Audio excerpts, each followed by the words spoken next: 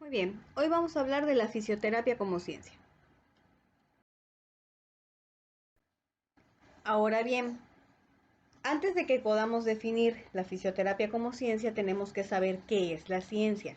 Para esto nos vamos a una definición. La ciencia es un conjunto coherente de conocimientos relativos a ciertas categorías de hechos, de objetos o de fenómenos. Esto significa que las ciencias están divididas también, ¿de acuerdo? Ahorita vamos a ver la clasificación. También la podemos definir como un conocimiento racionalizado, sistematizado y desinteresado. Esto significa que no está basado en el azar, que no es algo que a mí se me ocurrió y lo plasmé, sino que es algo que se pensó, que se estudió, que se analizó y que no tiene, digamos, mis ideas individuales dentro de ello, sino que es algo que funciona y que puede ser comprobado.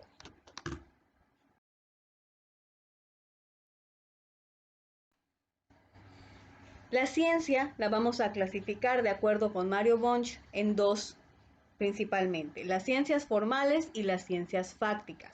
Las ciencias formales van a tener como objeto del conocimiento lo ideal. El método que utilizan es la deducción y el criterio de la verdad es la no contradicción. Quiere decir que son conceptos abstractos como las matemáticas. Son ciencias exactas, digamos, las ciencias formales. Son ciencias que pueden comprobarse, que el resultado se deduce, como lo dice en su definición, y el criterio de estas, que es una de las, digamos, características principales, es la no contradicción. Y por eso nos pone de ejemplo como ciencia formal las matemáticas, porque yo sé que 2 más 2 es 4, ¿ok? Es una verdad absoluta, digamos, es un conocimiento, es un concepto que nos va a dar ese resultado siempre. Ahora bien, las ciencias fácticas también son llamadas empíricas, ya vimos al principio qué significa empírico, y estas van a tomar como objeto los hechos adquiridos a través de la experiencia. De esto también ya hemos hablado antes. El objeto de estas ciencias es material, su método es experimental y su criterio de verdad es la comprobación de resultados. En este caso, nos ponen de ejemplo la física, la biología, etcétera. Las ciencias fácticas son más aplicadas, ¿ok? Es una ciencia que nosotros vamos a ir descubriendo y que se va a ir enriqueciendo de la experiencia, como habíamos hablado al principio. ¿Qué es empírico? Empírico es algo que yo voy a ir aprendiendo en base a la experiencia, al experimento, a la manera en la que nosotros hacemos las cosas. Ahora bien, con estas dos definiciones, la fisioterapia, ¿qué tipo de ciencia es? La fisioterapia es la ciencia fáctica, ¿ok? Esta se clasifica en este lugar porque estamos hablando de que la fisioterapia está basada en la experiencia. ¿Se acuerdan que hemos comentado esto con anterioridad? Cada persona, inclusive hemos puesto ejemplos de que personas con la misma patología pueden desarrollarse de manera diferente, ¿ok? Entonces, lo que nosotros vamos aprendiendo o hemos aprendido a lo largo de los años en la fisioterapia es algo que puede ser comprobable y que puede variar. Acuérdense que ya no es lo mismo, ya no estamos igual que hace 50, 100, 200, 1000 años, ¿ok?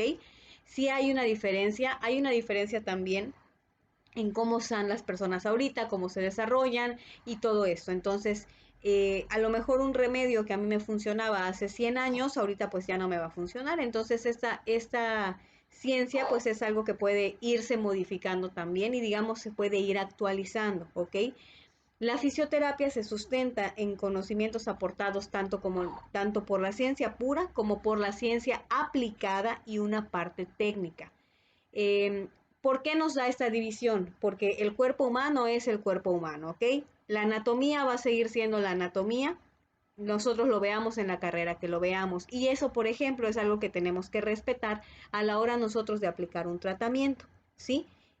Lo que sí tiene es que nosotros podemos ir modificando tratamientos, podemos ir modificando movimientos a lo mejor, irlos adaptando al paciente con la intención de tener un resultado favorable en el mismo. ¿De acuerdo? Ahora bien, como profesión, Este mismo autor, en el 85, nos define profesión como un conjunto de tareas complejas cuya realización exige, más que operaciones o habilidades rutinarias, el arte de aplicar principios y conceptos. Esto significa que nosotros cuando seamos profesionales no nada más vamos a saber lo que dice el libro, sino que vamos a poder aplicarlo. Es el saber cómo, el poder hacerlo, ¿ok? Todo lo que nosotros aprendemos en la parte teórica, es la profesión lo que nos hace es que nos permite aplicar todas estas tareas, todas estas operaciones, todo lo que hemos aprendido, los conceptos, principios, etcétera, para que entonces podamos tener un resultado. No se trata solamente de la manera en la que nosotros aprendemos, sino cómo lo aplicamos.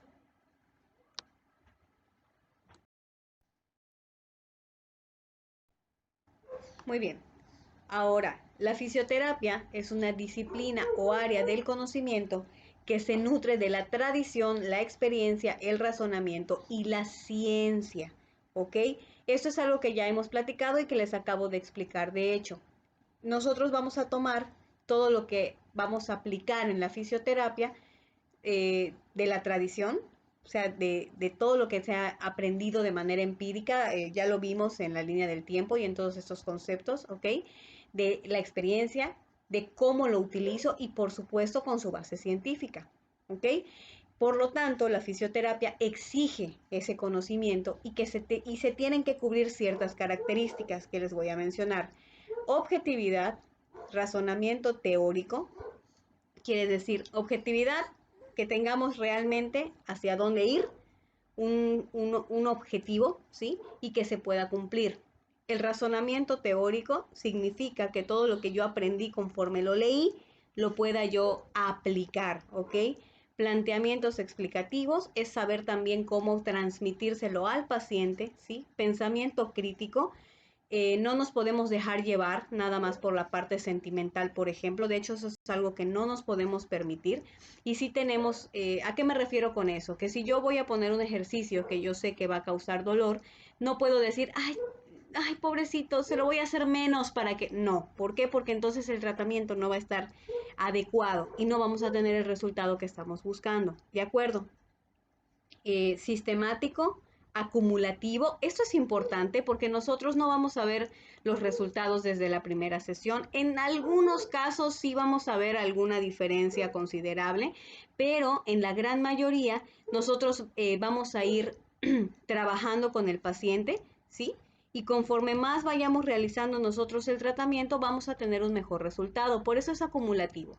De preferencia, al principio tienen que ser sesiones seguidas, por ejemplo, para que entonces yo vaya viendo cómo el paciente reacciona, cómo va la parte del dolor, cómo va la parte del movimiento, etcétera, para que entonces podamos tener un buen resultado, ¿de acuerdo? La progresividad en el conocimiento significa que si a lo mejor yo tengo una bibliografía del 80, que ha sido la base de mi carrera, que funciona, todavía está vigente, la puedo utilizar. Pero si ya no lo está, tampoco me puedo cerrar a decir, es que sí lo aprendí y así lo voy a seguir aplicando, porque no es válido, ¿ok?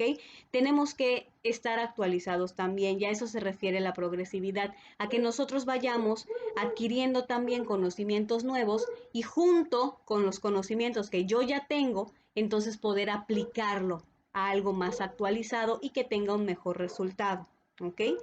Posibilidad de predicción no quiere decir que nos vamos a volver videntes, ¿verdad? Pero significa que nosotros, de acuerdo a cómo vayamos viendo ahora sí que el tratamiento, conforme vayamos viendo cómo va evolucionando el paciente, entonces vamos a poder decidir si el paciente va a tener una buena o mala recuperación, ¿sí? Eso es algo que también la experiencia se los va a dar poquito a poco, ¿ok?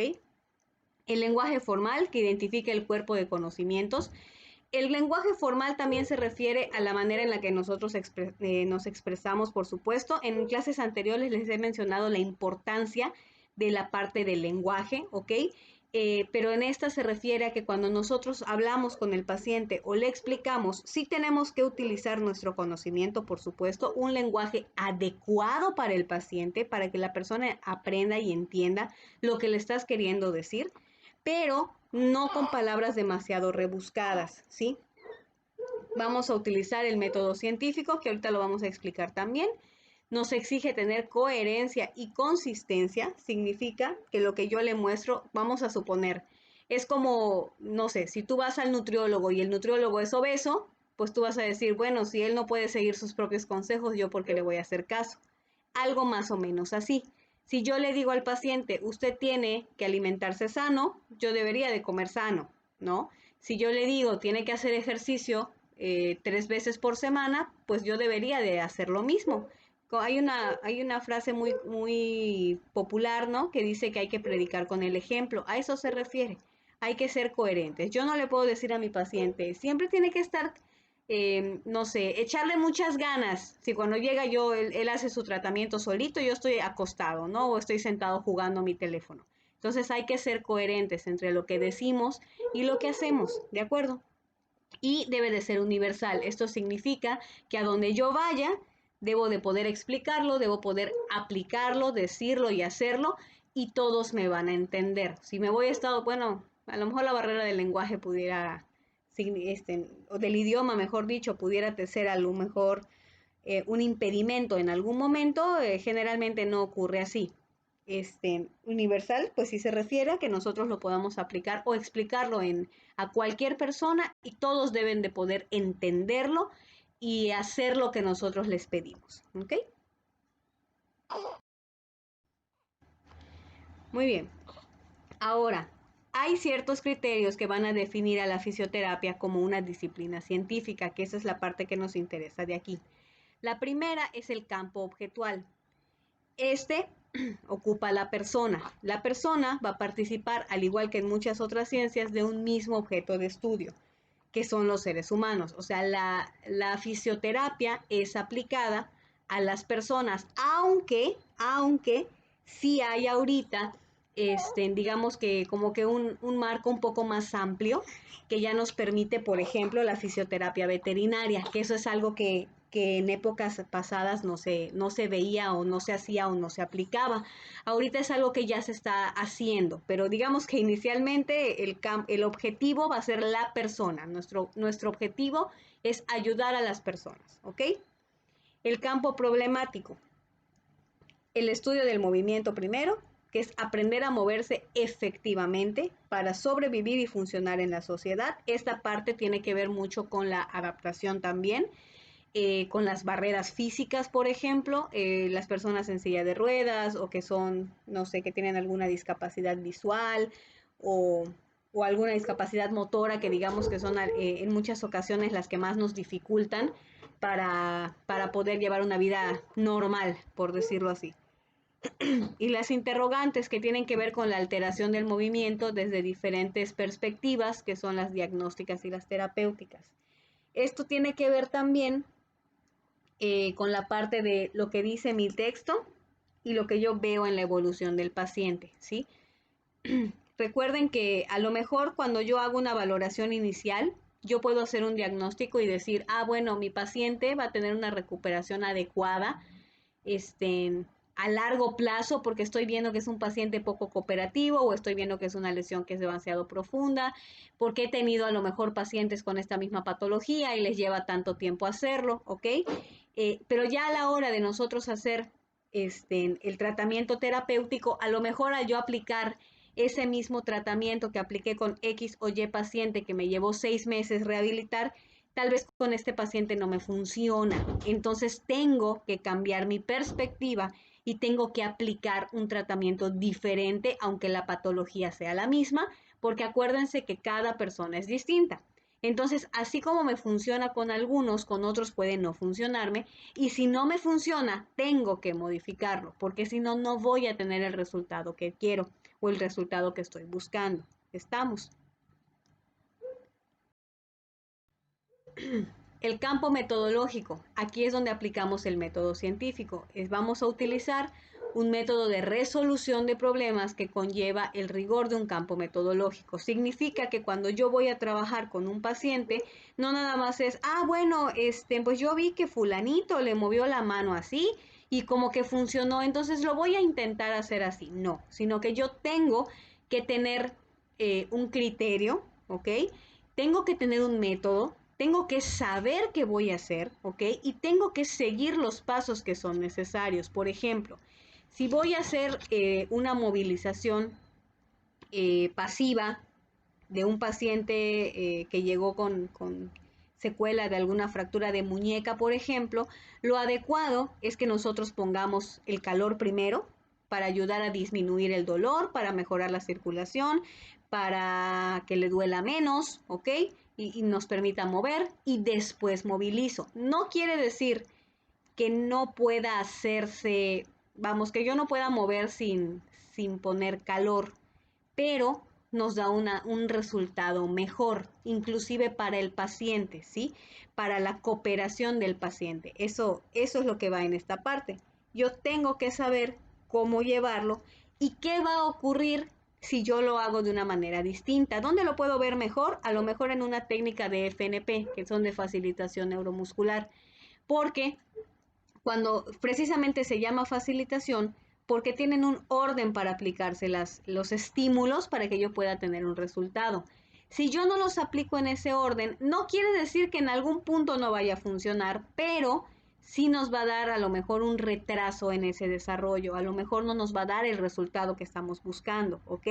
Todo lo que nosotros aprendemos y aplicamos lo hacemos, acuérdense, en base a experiencia, tal vez no personal, tal vez de otras personas, valga la redundancia, que lo han aplicado antes y ha funcionado. A lo mejor yo lo aplico, no me funciona, lo aplico de una manera distinta y me funciona. Entonces yo lo voy a ir trabajando también de esa manera, ¿ok? Pero no es nada más a mí se me ocurrió y lo hago, sino que tengo que tener el conocimiento previo, ¿ok?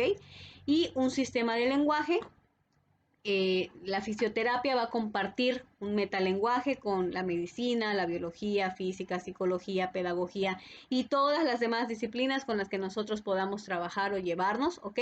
Acuérdense que tenemos nosotros que poder expresarnos de una manera clara, sencilla, que otras personas puedan entender, ¿sí?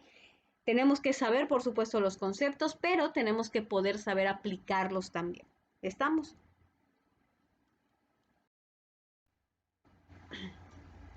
Ahora bien, la fisioterapia es una parte esencial del sistema de prestación de salud, ¿ok? Y también dentro de lo que son los programas interdisciplinarios, que eso lo vimos en la primera clase, lo que significaba trabajar de manera interdisciplinar, ¿ok? Para la habilitación o rehabilitación, para que nosotros podamos tener una función óptima, una mejor calidad de vida, ¿ok? Para que nosotros además podemos participar en promoción a la salud. No nada más vamos a trabajar cuando el paciente ya está en, digamos que en la tercera etapa, que ya tenemos nosotros que rehabilitarlos, sino que podemos trabajar con ellos desde la parte de prevención. ¿Cómo la trabajo? A lo mejor hacernos sugerencias de ejercicios simples, a lo mejor, no sé, calistenia, a lo mejor, no sé, programas de protección articular quizás, de higiene de columna, programas de estimulación temprana, ¿no? O sea, son partes en promoción de la salud que nosotros podemos utilizar, podemos aplicar y que nos van a ayudar un montón. No se recupera igual el paciente obeso y sedentario que el paciente deportista, por ejemplo, ¿no? Sí hay una diferencia, entonces nosotros podemos ayudar a la gente a tener una mejor calidad de vida, ¿ok? Hay 5 dominios que nosotros vamos a tener pues, en la fisioterapia y va a ser la asistencia, la docencia, como su servidora, la investigación, que también hay, por supuesto, la parte administrativa y la parte de gestión. Administración y gestión tienen mucho que ver también con los lugares, los centros de rehabilitación, cómo se trabaja, cómo se maneja, vamos, toda esa parte que a lo mejor no nos gusta y por eso estamos acá, pero que también tenemos que conocer, ¿ok? En la parte de asistencia, pues sí se refiere obviamente a la gente, al público, a cómo trabajarlo, ¿ok? La docencia es porque también tenemos que compartir nuestro conocimiento, no quedarnos con él, porque sí tenemos que compartirlo con los demás. En la parte de investigación, porque a lo mejor descubrí una técnica o un método que es mucho más efectivo que el que decía mi libro. Entonces yo puedo meterlo como un protocolo, que ahorita lo vamos a explicar un poquito mejor, y que nos va a servir mucho para que otras personas puedan aprender de nuestra experiencia y lo puedan aplicar también, ¿ok? Y bueno, la parte administrativa y de gestión que ya les comenté hace un momento, que aunque no nos guste, pues es algo también que tenemos que manejar en algún momento, ¿ok? Muy bien. Ahora vamos a hablar un poquito de lo que es el método científico.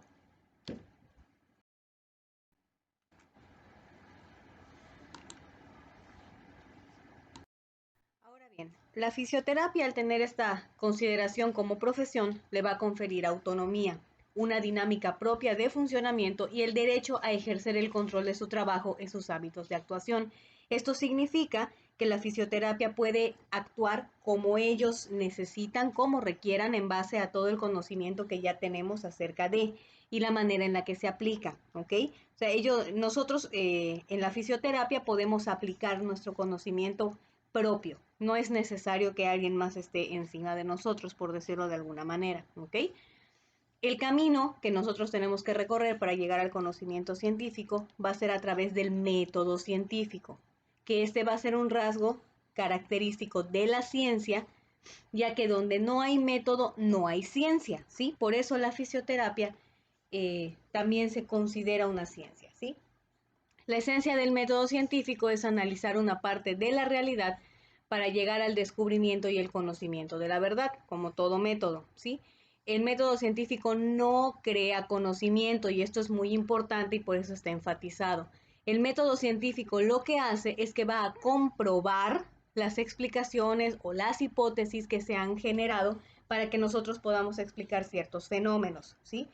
No es que el método científico me vaya a dar un conocimiento nuevo. Lo que el método científico hace es corroborar, ¿sí? Que en efecto lo que yo estoy aplicando o lo que yo estoy diciendo es algo que tiene el resultado que yo estoy dando, ¿sí? Es algo que es comprobable, que es reproducible, como lo habíamos comentado en la clase pasada que sus compañeras expusieron.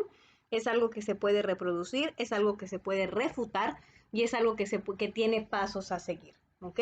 Lo que nosotros hacemos con el método científico es llegar a una conclusión. Es solamente para comprobar.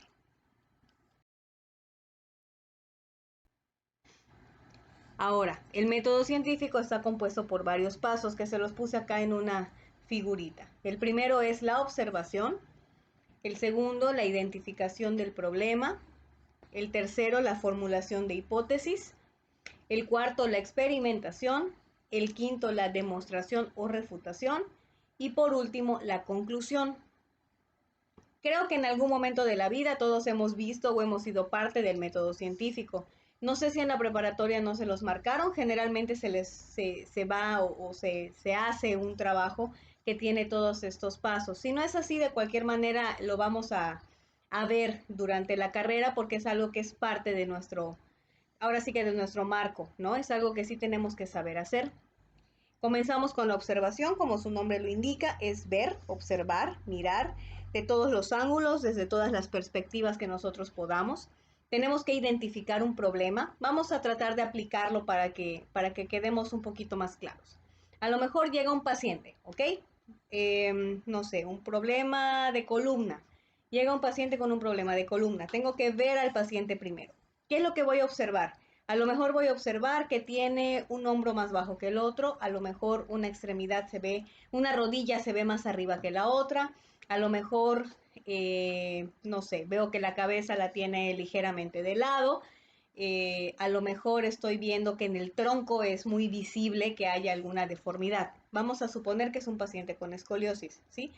Vamos a identificar el problema. Si yo ya observé al paciente, yo ya vi que de entrada un hombro está más bajo que el otro, vamos a decir que el paciente no sabe qué es lo que tiene y llegó con nosotros. Yo ya vi de entrada que el paciente a lo mejor camina mal, llega nada más diciéndome que tiene dolor de espalda. ¿Qué es lo que voy a hacer? Después de observar, voy a identificar el problema. ¿Cuál sería el problema en este caso?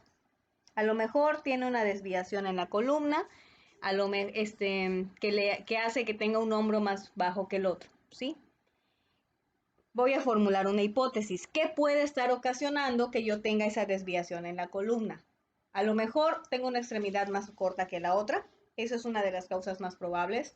A lo mejor mi paciente se la pasa todo el tiempo cargando cosas pesadas solamente de un lado, que eso también nos puede provocar una deformidad en la columna. Em, no sé, a lo mejor después de una lesión en alguna parte diferente del cuerpo o a lo mejor en alguna pierna empezó a caminar sin doblar la rodilla. Entonces eso va a ocasionar que yo tenga una manera de caminar diferente. Entonces ahí yo ya estoy formulando mi hipótesis. ¿Qué puede estar ocasionando ese hombro más bajo que el otro? ¿Cómo voy a experimentar? En este caso, a lo mejor yo puedo tomar y decirle al paciente, bueno, vamos a ponerle un calce en el zapato, a ver si con eso logramos que se vaya enderezando. A lo mejor el calce no funcionó, quizás entonces voy a utilizar una faja. Si veo que eso tampoco, a lo mejor voy a utilizar, no sé, le voy a decir al paciente que empiece a cargar a lo mejor del otro lado. La experimentación tiene que ir de acuerdo a la hipótesis que yo haya formulado, ¿sí? Por eso les estoy dando los tres que yo identifiqué primero, que yo dije, bueno, a lo mejor porque carga más de un lado, a lo mejor porque tiene una extremidad más corta, a lo mejor porque hace, no sé, el tipo de trabajo que realiza. Por eso son los tres ejemplos que les estoy dando, ¿sí? En la experimentación, ¿qué es lo que voy a hacer? A lo mejor digo, bueno, si yo digo que en mi hipótesis yo dije que el hombro que tiene más bajo es porque sus caderas están desalineadas y al estar desalineadas también me provoca que se desalineen los hombros. Y las caderas están desalineadas porque una extremidad es más corta que la otra, ¿ok? Entonces, para experimentar, lo que yo voy a hacer es poner un calzado en la extremidad más corta para así alinear las caderas y después, por consiguiente, alinear también el tronco y los hombros regresen a su altura normal, ¿no? Yo le pongo el calce y voy a ver qué es lo que sucede conforme yo vaya experimentando. Bueno, si no funcionó con eso, a lo mejor voy a pasar a otra hipótesis.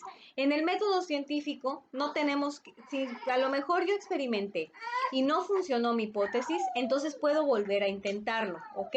Que esa va en la parte de la demostración o refutación. Este es el momento en el que yo, después de hacer la experimentación, yo veo que funciona, entonces puedo concluir. Si no funciona, entonces regreso a mis hipótesis. Inclusive puedo hasta regresar a la identificación del problema.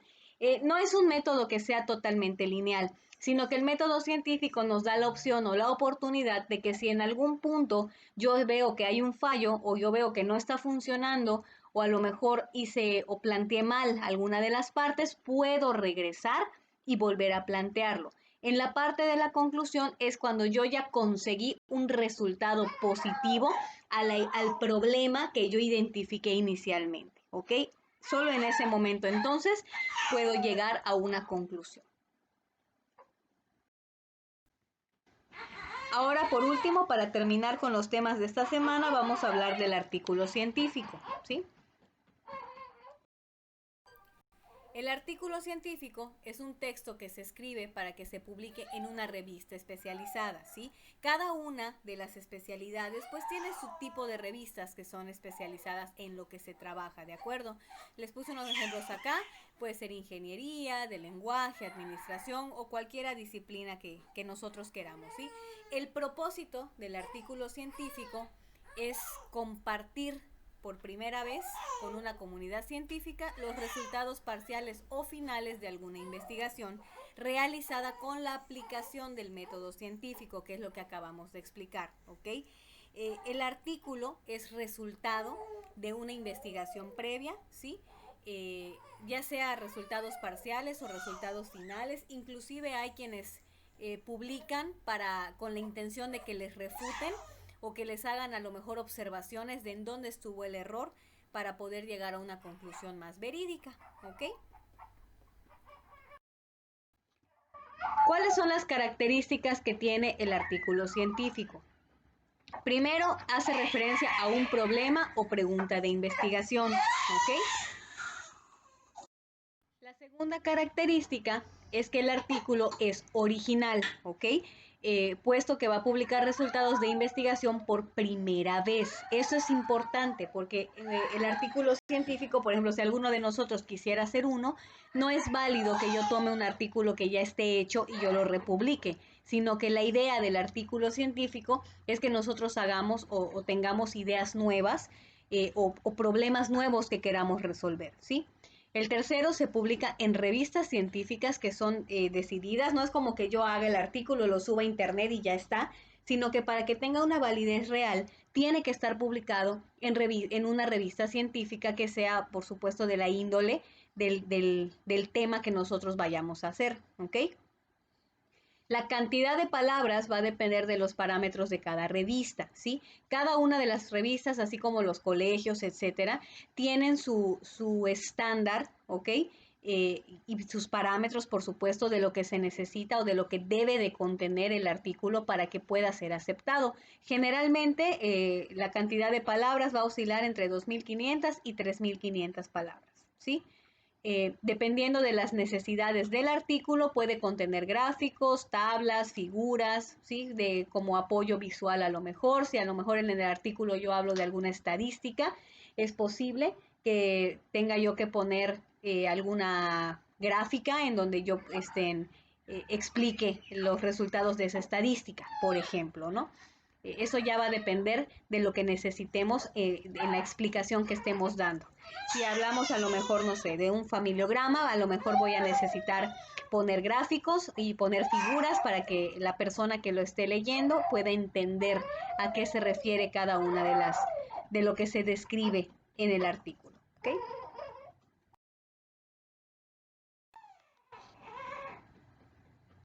La característica es que puede ser escrito desde un autor hasta 6. ¿Ok? El tema es conciso, es breve la manera de presentar la información, es preciso, aunque tiene un vocabulario especializado de acuerdo a la disciplina, y tiene que ser claro, no ambiguo. Significa que, como su nombre lo indica, vamos a decir lo necesario, lo que es, digamos, acorde a lo que se necesita, con el vocabulario adecuado. El léxico tiene que ser formal y especializado, dependiendo, por supuesto, de la disciplina, y como comentamos anteriormente, suele tener gráficos y tablas.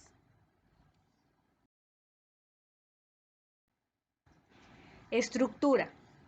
La estructura del artículo científico no es totalmente rígida. Sí hay alguna variación dependiendo de la disciplina, dependiendo de quién sea, ahora sí que los que manejan la revista, ¿ok?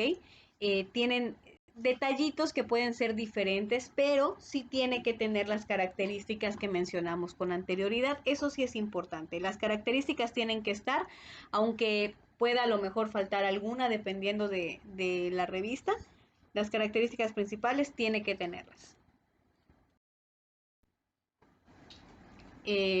Esto que les estoy poniendo acá son son las características que debe de tener el artículo y el orden en el que deben de estar. ¿Qué es lo primero que vamos a ver? El título, que tiene que ser un título claro y corto. No es válido poner títulos exageradamente largos porque además hacemos que se pierda el interés, ¿ok?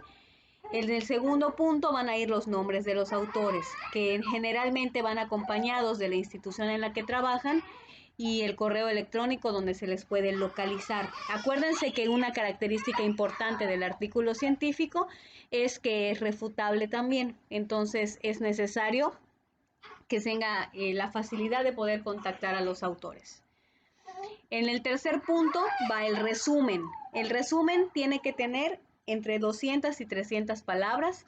En este vamos a tener una breve presentación de cada parte del artículo. Vamos a explicar en él el tema, el objetivo, la perspectiva teórica o los conceptos importantes y los resultados o conclusiones que sean significativos y relevantes, ¿sí? Otra característica importante del artículo científico es que generalmente tiene que ir en español y en inglés, ¿sí? Generalmente. Por lo tanto, el abstract es lo mismo que el resumen, pero tiene que estar escrito en inglés. Aquí en el resumen lo importante es que va a ir de manera muy breve, muy concreta, todo de lo que trata el artículo, porque el artículo puede ser un poco, por supuesto que es más extenso, ¿sí?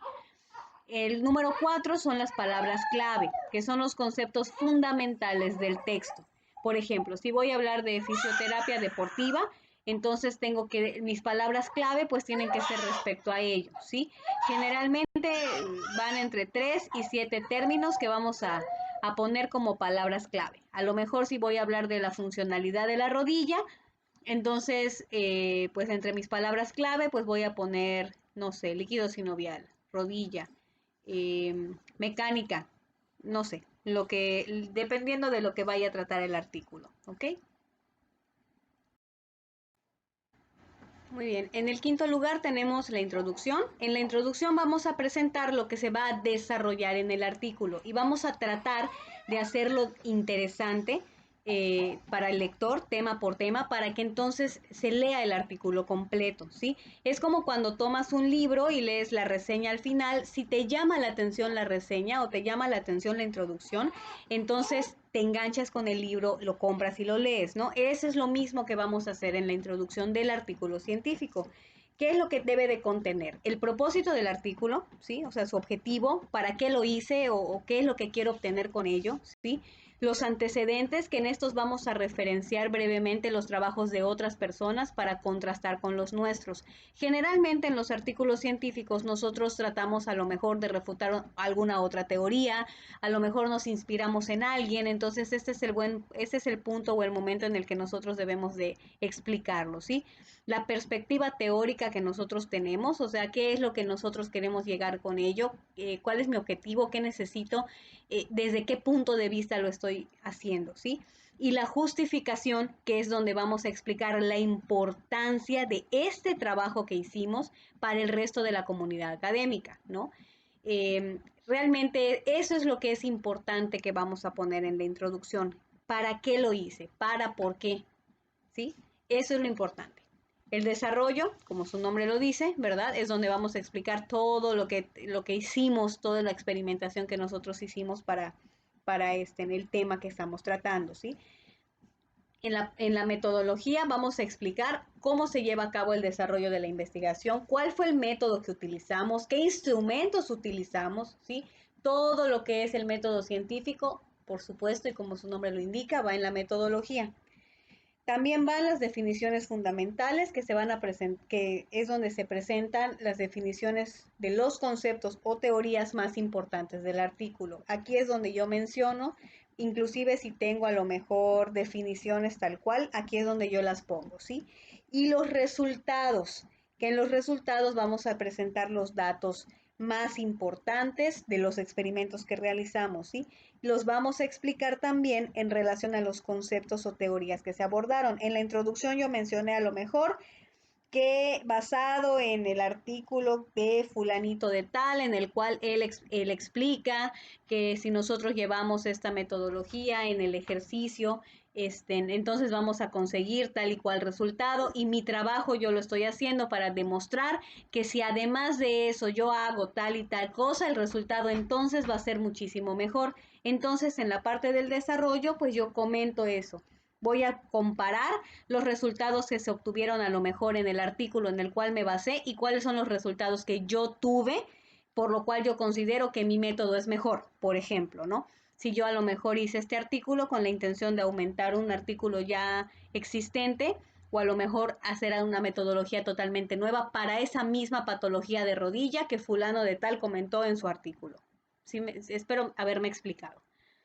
En el séptimo van las conclusiones, que aquí es donde nosotros vamos a explicar una síntesis del estudio, donde yo presento de manera simplificada, ¿sí? El estudio y una invitación a hacer algo. Por ejemplo, si alguno de ustedes tiene alguna recomendación para poder mejorar el rendimiento del atleta después de haber hecho esto y esto, tal cual yo lo describo en el procedimiento que les expliqué con anterioridad, les agradecería que entonces puedan refutar mi teoría, si hay alguna recomendación. Esta parte de las conclusiones es donde nosotros estamos en la apertura de poder aceptar sugerencias inclusive, a lo mejor para mejorar la parte de la experimentación, por ejemplo, ¿no? O a lo mejor el resultado óptimo. Y por último, en la bibliografía vamos a presentar las referencias bibliográficas, creo que eso es más que obvio, ¿verdad? Que nosotros citamos en el artículo. Recuerden que así como en el trabajo que yo les marqué, que les dije, si me pones una definición, me tienes que poner la referencia de dónde lo sacaste, es lo mismo en el artículo científico. Si tú me pones una definición o a lo mejor tomas una expresión de algún otro autor o de algún otro artículo, es necesario que tú lo referencies de manera adecuada. En el artículo científico, lo que nosotros hacemos es que, no sé, te puse una referencia y entre paréntesis voy a poner 1. Y ese 1, pues va a ser mi bibliografía 1 cuando yo la ponga, ¿no? Creo que eso es bastante comprensible y bastante obvio. Generalmente se utilizan las normas APA. Recuerden que las normas APA van actualizándose también y las que les di, por ejemplo, no son las más actualizadas, pero están bastante sencillas para que empecemos a utilizarlas, ¿verdad? Y sí hay normas APA, o por supuesto, de este año. Cada año creo se actualizan. Entonces, normalmente se utiliza, es una normativa que está aceptada a nivel internacional. Entonces, es algo que puede funcionar muy bien. Hasta aquí terminamos. Traté de ser bastante concisa para que no nos lleve demasiado tiempo. Entonces, cualquier duda, cualquier cosa, ya saben que estamos en contacto.